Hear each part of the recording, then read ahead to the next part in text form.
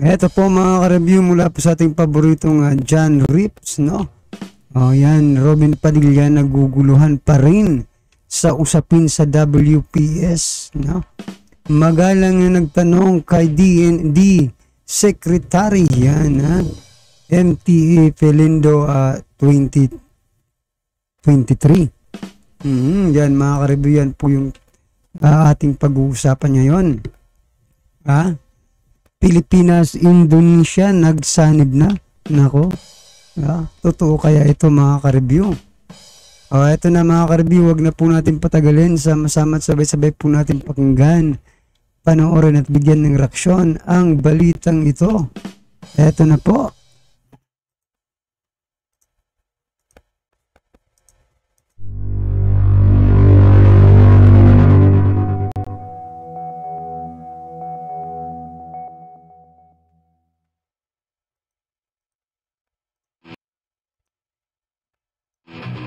So, ito po yung ating primary battery or yung tinatawag nating primary gun. So, the primary purpose... Sino po ba talaga ang nagpo-provoke? Sila o tayo?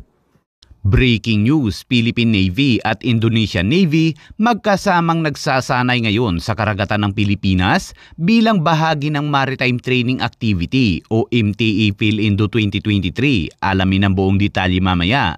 At Senator Robin Padilla hinarap sa Senado si DND Secretary Gilberto Teodoro at nagtatanong na ito kung kailan umano siya ipapatawag para magsilbi bilang isang Army Reservist. At bukod pa dyan ay nagtatanong din ito kung sino nga ba talaga ang nagsisimula ng provokasyon sa West Philippine Sea. Kaya't para malaman ang buong detalye ay tumutok at makinig na mabuti.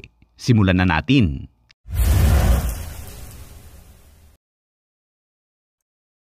So yan mga ka-review, sa mga hindi pa po nakapag-subscribe kay John Rips, yung mga ka-review, subscribe na po kayo, no? At kung gusto niyo rin po ng mga ganitong reaction video, pa-subscribe na rin po. Yan, maraming salamat po.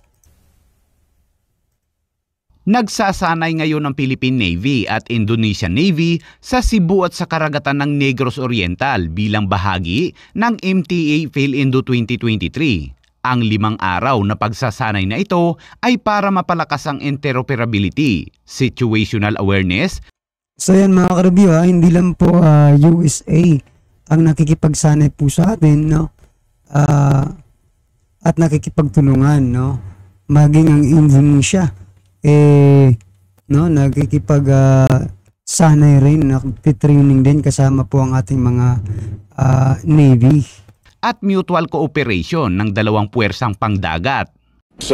Of course, to strengthen our bilateral relationship with our Indonesian Navy counterparts, which is also at the same time that our personnel will, our sailors, will know their best practices in terms of maritime security, surface warfare operations, naval tactics, operations, so that this will be strengthen their skills and knowledges also. Kalahok sa pagsasanay ang BRP Ramon Alcaraz ng Philippine Navy at 2 patrol ships ng Indonesian Navy na KRI Sampari at KRI Hiu.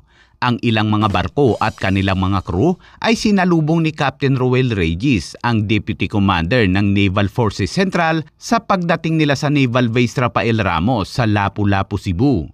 Bilang bahagi ng field training activities, sabayang magsasanay ang mga barko at kanilang mga crew sa maritime security operation, surveillance, reconnaissance, maritime interdiction operation, gunnery training, at air operation training. Will be at sea, so the sea phase for navigation and operation, maritime security. All our ships and our aircraft will be at sea for more than 2 days.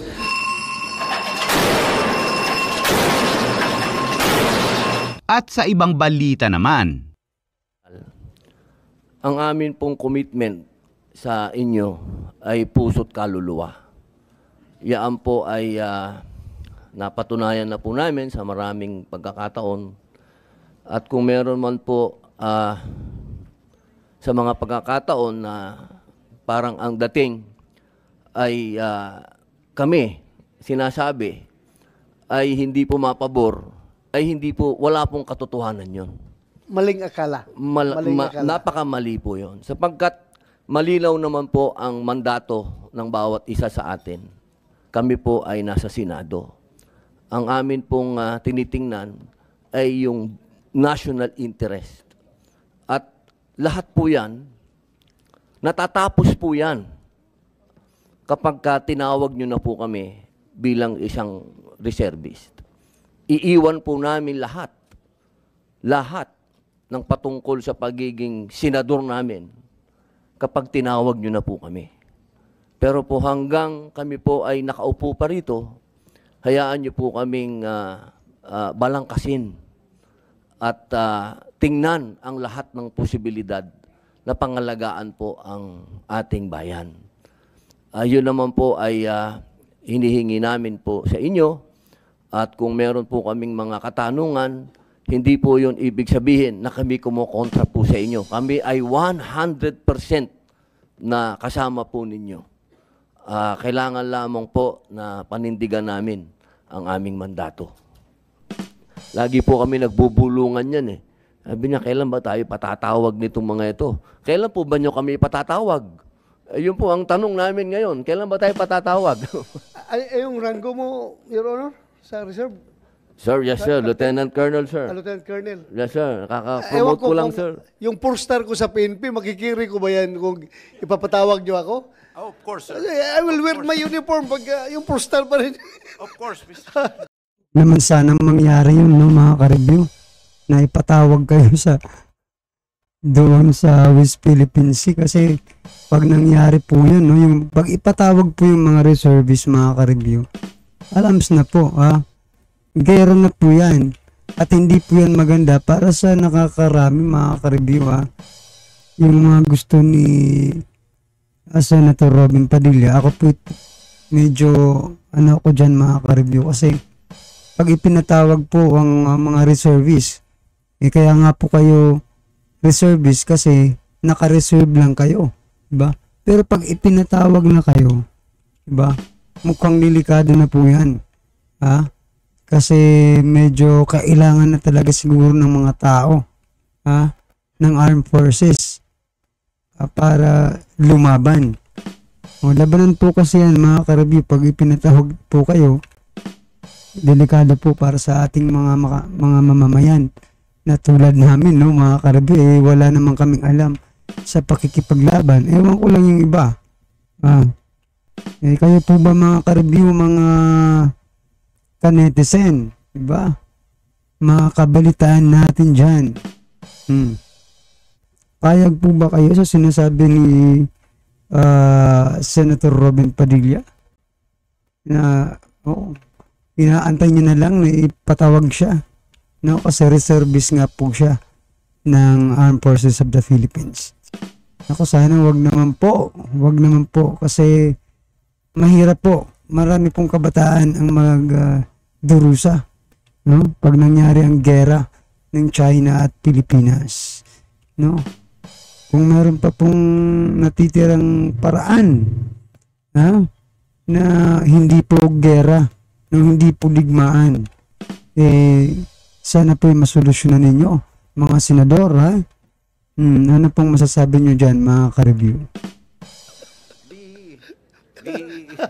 The Chief of Staff will make sure that the proper courtesies are accorded the retired Chief PNP and Chairman of the Subcommittee, Charlie, Committee on Finance, and Senator Robin Padilla, of course. Yes, sir. Thank you. Maraming salamat po. One last na lang po, sir, kasi maganda yung sinabi ng ating mahal na kalihim. Ito po ngayon, nagsalita kagabi. Napanood ko kagabi yung foreign minister ng